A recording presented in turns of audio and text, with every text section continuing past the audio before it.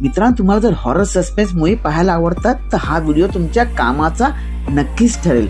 मित्रांनो, आज मी तुमच्यासाठी काही सिलेक्टेड साऊथच्या हॉरर मूवीज घेऊन आलो आहे। ह्या सर्व मूवीज हिंदी डब सुद्धा आहे आणि सर्व मूवीजची IMDb रेटिंग 6.5 पेक्षा जास्त आहे। तर चला मित्रांनो, पाहूया या मूवी एक्झॅक्टली कोणत्या आहे।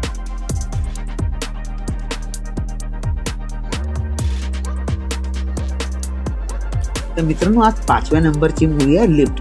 ही 2021 साली रिलीज झाली होती आणि ही मूवी यूट्यूबवर तुम्ही फ्रीली पाहू शकतात आणि मूवीची IMDb रेटिंग आहे 6.5।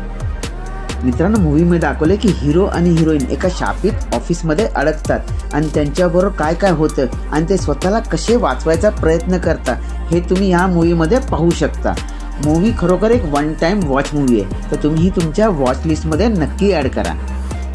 मित्रांनो, 4थ्या नंबरची मूवी आहे डी मॉन्टे कॉलनी।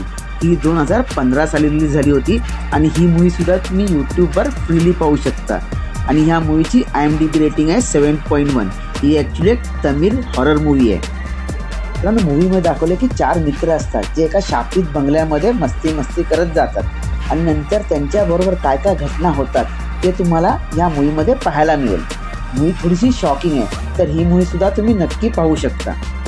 मित्रांनो, 3ऱ्या नंबरची मूवी आहे विरूपक्ष।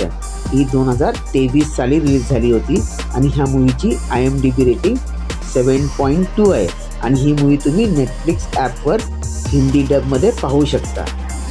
मित्रांनो, या मूवीमध्ये एक शापित गाव दाखवले जिथे रोज विचित्र प्रकारे हत्या होत असतात आणि नेमका त्याच वेळी हिरो आपल्या आईबरोबर काही कामासाठी या गावात येतो।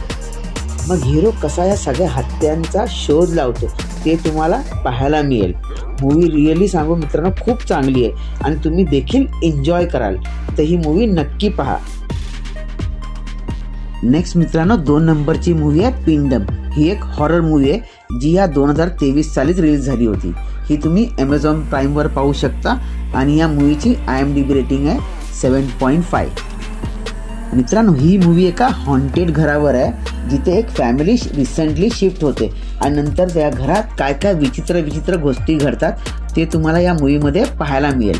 मूवी एक वन टाइम वॉच मूवी आहे, तर ही मूवी सुद्धा तुम्ही पाहू शकता आणि विथ फॅमिली पाहू शकता।